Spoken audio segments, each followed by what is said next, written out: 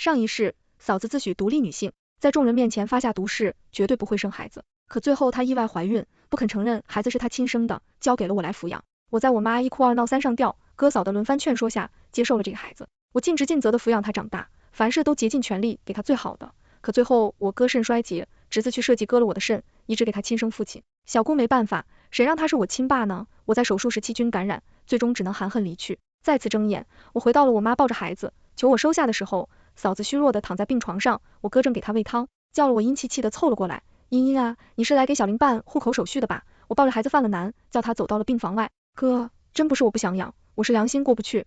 这孩子智商超群，你和嫂子只有生育这一道坎，跨过去就是康庄大道。我看嫂子怀胎不易，该遭的罪都遭了，只让我白捡的大便宜。我哥眼里的狐狸变了又变，试探的扒拉着襁褓里熟睡的孩子，怎么智商超群？我趁他不注意，偷偷挠了老孩子的脚心，他睡到一半，突然笑了起来，我把他捧得更高，让我哥看得更清晰。哥，你看，刚出生就会笑，不是天才是什么？这以后还得了。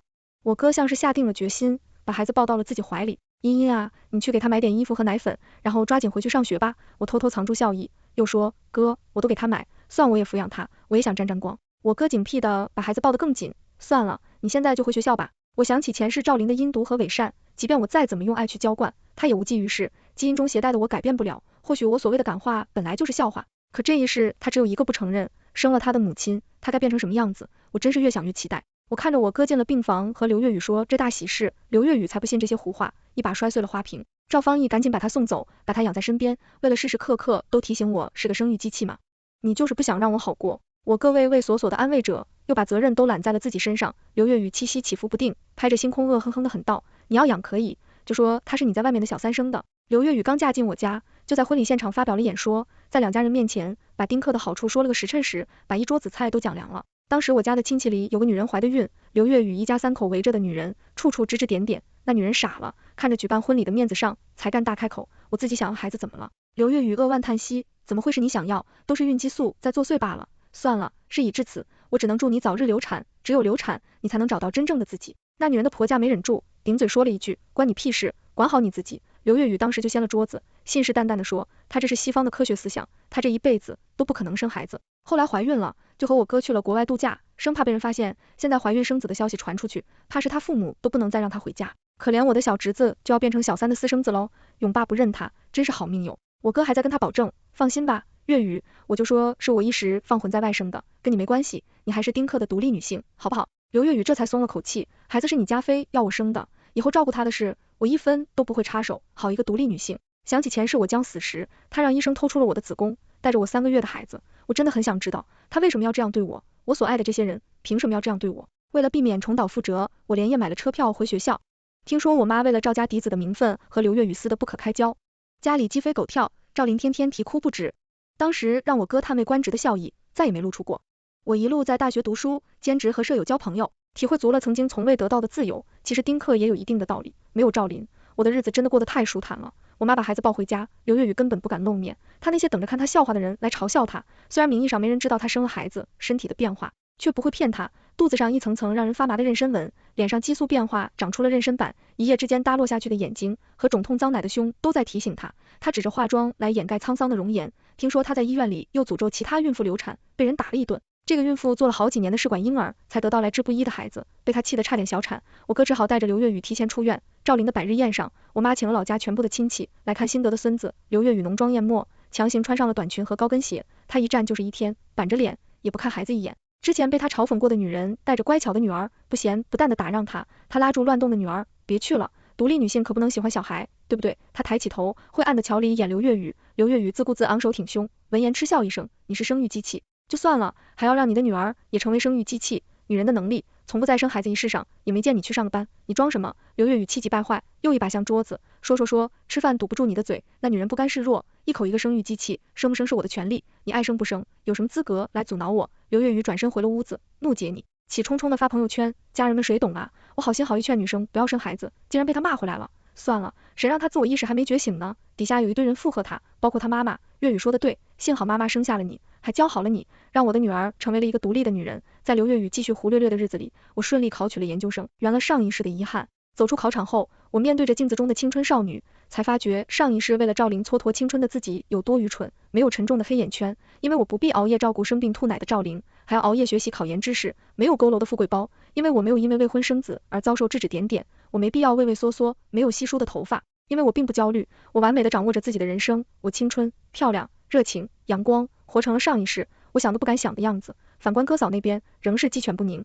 又把我妈从村里请了过来，成了她家的保姆。我妈满心满眼都是她的好孙子，捧着怕碎了，喊着怕化了，太阳会晒黑，不让我去，让她出屋，跑步会磕碰，不让她运动。因此，赵玲免疫力低下，感冒生病是家常便饭。刘月雨对她完全是撒手不管，又进了个丁克宣传班。我想着她弹性的丁克标准，心里一阵好笑。她的丁克就是生了孩子，假装不是自己生的，别人晒娃要骂两句，别人备孕要嘲讽两句。前世我算是，虽然也无心再生育，可这也不是他直接找人给我切除子宫的理由，欠我的他总要还。我假装其中一个和他关系最好的网友，用小号加了他的微信，我的身份是18岁普通女孩，十分仰慕刘月雨的坚守原则，结婚7年仍然顶住压力，不受催生困扰。刘月雨被我夸得飘飘然，几乎和我无话不谈。我从他的话里知道了他有个催生催得要死的，一个不尊重他，把他视为生育机器的丈夫，还有个辍学谈恋爱，未婚先孕，常年无所事事，混迹社会的小姑子。我品鉴着他对我们一家3口的形容，情真意切地回复他，姐姐太不容易了，辛苦了姐姐。他长叹一口气，现在社会女人不容易，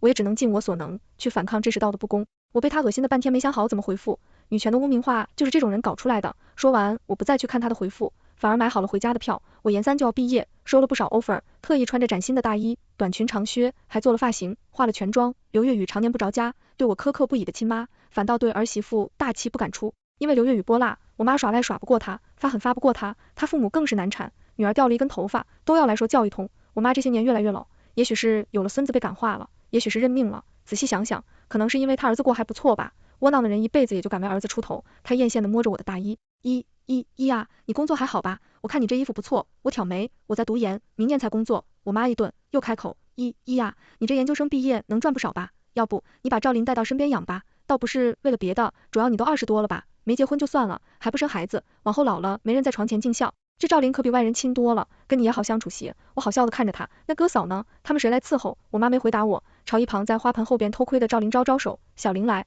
这是你，叫妈也行。我闻言被吓了一跳，赶忙提高了音量，没这个道理，他管我哥叫爸，再管我叫妈，你真是糊涂了。说完我看着赵琳清澈无辜的眼神，毫不在意的拉过她的手，我指着墙上的婚纱照，小玲那才是你妈。赵琳仍是无辜的样子，躲进了我怀里，她才不是呢，她是我后妈，我亲妈早就死了。刘月雨和我妈大战的结果，就是个退一步，孩子不说是刘月雨生的，妈也不说是婚外小三，只说了我哥有个素未谋面的前妻，生孩子就死了，孩子是名正言顺的婚生子。赵琳呐，赵琳用复杂的眼神盯着刘月雨，往我怀里又靠了靠，大眼睛一眨就要流泪，要哭不哭的哽咽着。姑姑，我好害怕她。我藏起笑意，严肃的靠在她耳边，她就是你亲妈呀，你害怕她什么？赵琳有多能装，没人比我知道，她的眼泪从来不是示弱，是掏空心软者的一切。说什么胡话？小玲，你会？我回屋去了。赵琳乖乖回去了，关门时却在门缝里又看我一眼，怀疑的种子总会发芽，纸包不住火。窝囊的妈妈为了孙子也会冲冠一怒。赵芳英，你跟孩子说这些合适吗？我从一盘子草莓里挑了最大的，他亲妈不要他，我就要养他吗？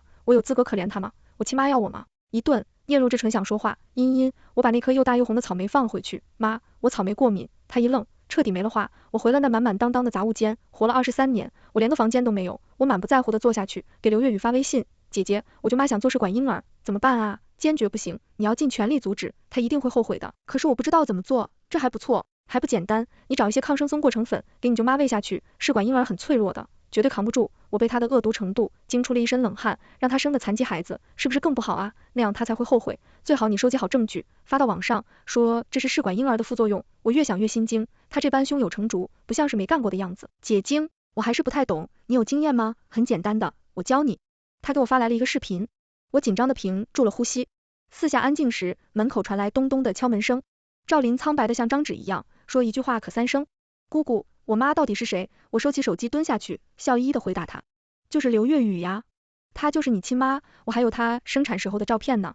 你要看吗？赵琳的眼泪落个不停，配上苍白的小脸，尤其让人心疼。不可能，她对我比故事书里的后妈还差，怎么可能是我亲妈？她不爱我，干嘛生下我？前世赵琳的影子又在我眼前一晃而过。那时的她爱热情开朗，放学时总会牵着我的手，拿仅有的钱给我买一串烤面筋。我是死后才知道，那根让我感动到痛哭流涕的烤面筋，不过是食堂剩下的餐盒里没人要的剩菜。他凭了一根1块钱的面筋，再说2句可怜的话，就能让我死心塌地奉献出我的一生。他从未在乎过我的付出。我再次打量他，他今生的眼泪又有几分真心呢？要几去衬托才会说出他的愿望呢？有着刘月雨这样的妈妈，在这样的环境下，他的心智发展得更迅速了，也更恶毒。姑姑，你救救我吧，你也要工作成家了，带我一起生活好不好？只有你能给我缺少的母爱。我突然笑了，小玲啊，你亲妈都不要你，我又怎么会喜欢你呢？我看着他脆弱的深情瞬间破碎，他还太小了，破绽太多。他凑近我，可是姑姑啊，我有奶奶疼，你什么也没有啊。我深沉的和他对视，看着他眼中闪光的挑衅，我狠狠深恨了他一巴掌。他愣住了，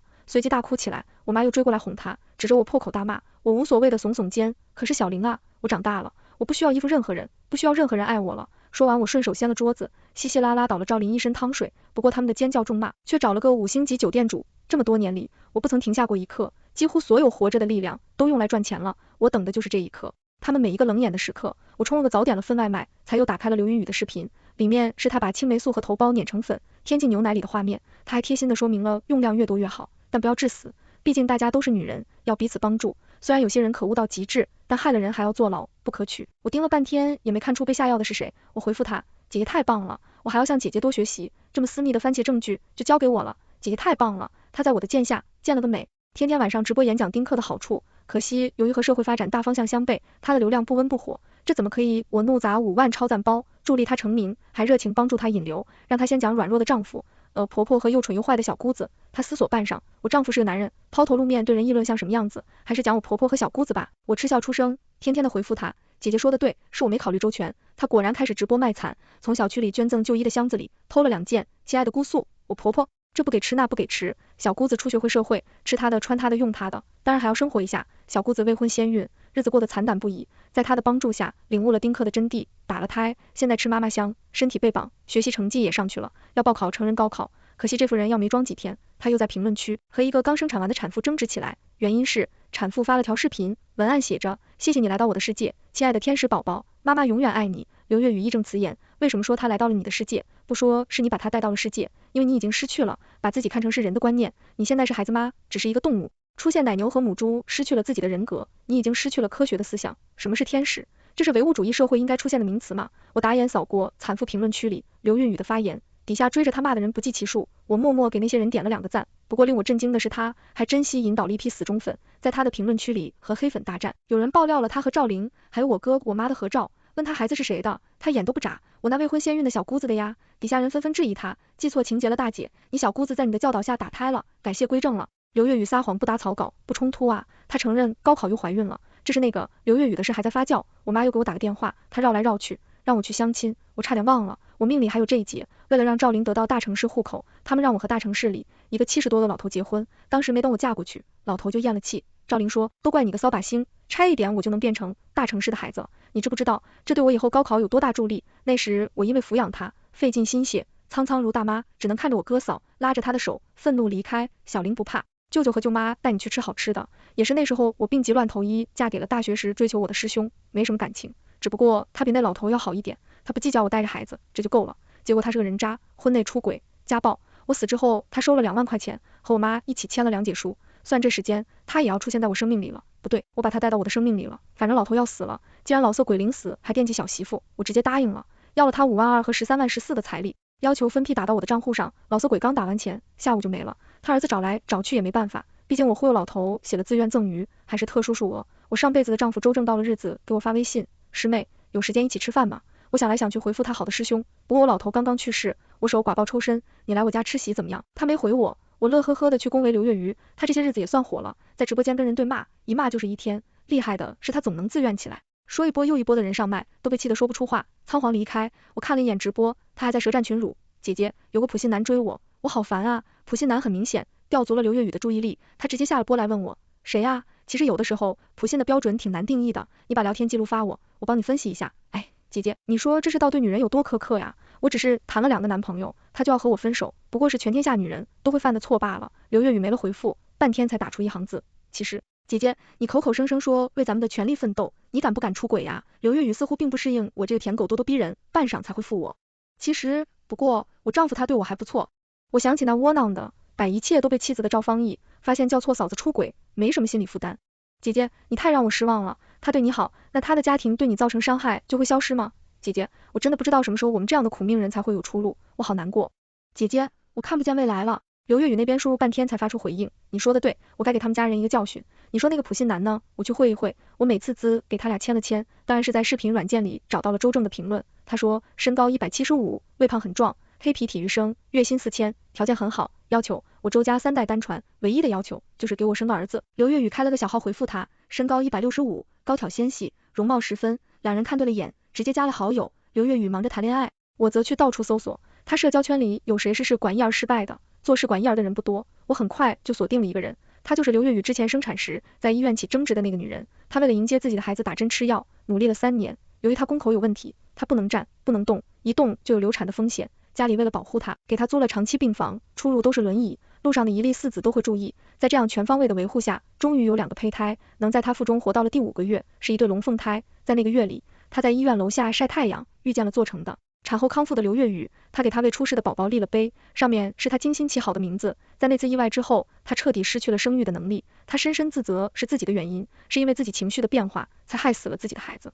我见到她时，她已经苍老了很多，所幸她的丈夫不离不弃，还能陪伴在她身边。她说，我妻子没有问题，是我身体质量太弱，让她付出了这么多，我对不起她。那个女人叫方志梅，她抓着我的手，那个孩子到底是怎么没的？我握住她冰冷的手，她会付出代价的。我摧毁他的伪善之后，再教他法律吧。刘月雨和周正很快就进行到了要求中的那一步。刘月雨严肃地说明自己不生孩子，也不会生孩子。周正破口大骂，你不接受，你跟我聊什么骚？刘月雨受了委屈，把聊天记录都给了我，让我评理。我安慰道，怎么会是姐姐的错？明明是她太轻浮了。刘月雨，我想再给她一个机会。我转手把截图发给我哥，嫂子好像出轨了。在我的帮助下，刘月雨很快被周监在家，我找了专业摄影师陪同，拍得清清楚楚。我歪头看着刘月雨哭诉，赵方毅和周正大打出手，转头把他的事件打好码发到了他的评论区。比出轨更炸裂的是他的妊娠文，死僵的丁克竟然早就生了孩子，这让他那些追捧者的信仰崩塌了。估计他以后直播骂不赢了，可惜他也没有直播了，他那精心精益的号违反规范被封了个彻底，和赵琳的那张合照很快又被翻了出来，人肉到了赵琳的学校。有人去采访他，幼小的赵琳看着镜头一下就落了泪，我妈妈不喜欢我，她说她是我后妈，我好可怜，姐姐可以给我捐款吗？我哥大概真爱刘月雨，捉奸在家也想原谅他，他爸妈又闹上门，口口声声我们月雨可给你们赵家生了儿子，你赵家唯一的血脉，没有功劳也有苦劳，你敢把我女儿赶出去吗？你还要不要脸啊？我又臊眉大眼的拉住了我哥的衣服，我小声与他耳语，本来还犹豫的我哥立下子坚定了下来，他言辞拒绝了和好，坚决要离婚。我把我刘月雨一家人送出门，含笑与刘月雨告别。他看着我，突然反应了过来，挣扎着要来打我。赵方英，是你在教唆我。我摇摇头，笑眯眯的回答他，姐姐，是你在叫我呀。他忽然惊恐起来，要来抢我的手机。争执中，我松开手，手机从楼梯上滚得下去，刘月雨扑过去要捡，却被另一人提前捡得起来。刘月雨，有人举报你恶意投毒致人流产，跟我们走一趟吧。他被铐上手铐的那一刻，我扬声叫住他，姐姐，警察先生，我的手机摔坏了，他损害了我的财物，我不和解，请务必从严处理。刘月雨被判了3年。我哥开始酗酒，在我的引荐下，不出意外的撞见了周正，在酒精的作用下，二人大打出手，最后周正惨败，被打得头破血流。我一点也不意外，我哥被拘捕，酗酒和心情不好，让他的肾衰竭来得更快了，最后并未被保释到了医院。我看到我妈和赵玲扑在他身上痛哭不止，我拍了拍我妈的肩膀，妈，给我哥一只肾脏，还有救。他含着眼泪抬起头，感动地看着我，茵茵，你愿意给你哥捐肾？我摇摇头，我和哥都不匹配。我没说谎，上一世我的肾脏被送到了医院，才得知不匹配，他们连查都没查，就要了我的命。我妈哭得更大声了，情况这么紧急，我去拿着肾脏给他移植啊。我俯下身子，远在天边，近在眼前，你和小玲都是上好的肾源啊，可惜我上辈子没看见最后是谁捐了肾，我现在可要瞧仔细了。我不放过我妈的每一个表情，妈，你开始你来还是小玲来？赵玲听了哇大哭，奶奶，不行啊，奶奶，小玲没人疼没人爱，没有妈妈，已经很可怜了，你不能再要我的肾啊。我不愿意再听他们说话，走出病房去透气。我又在楼下看见了那失去孩子的方志美，她被她老公拦在怀里，上了车，我没再去和她打招呼，我有些愧疚，明明我有时间阻止，却没能帮上她，只希望老天有眼，也再给她一次重来的机会吧。至于我妈，她选择了最亏的打法，把一个肾给了赵方毅，让赵玲抚养他们俩残疾老人。我赶紧跑了，答应1个月支付1000赡养费，反正赵玲会卖残，让她学他妈去开直播乞讨吧。刘月雨竟然怀孕了，她那阵子忙着直播和出轨，孩子是谁的一目了然，和我哥打架，导致失去了生育能力的周正兴奋不已，当即决定要和他结婚过一辈子。可刘月雨是丁克呀，她在监狱里撞墙撞流产了，由于太过暴力，子宫也被摘除了。周正放下好言，他等着刘月雨出来，一定不会放过她。这下他们俩可是毫无意外订客了，摘除子宫真的让刘月雨做到了。事情解决之后，我抬眼看向未来的天空，选择了一份热爱的工作，也许我会谈一段恋爱，也许我还会选择生养一个孩子，那些都无所谓，因为选择权只在我一个人手里，生不生，只有我自己说了算，真正的自由与权利，是有权决定自己的人生。全文完。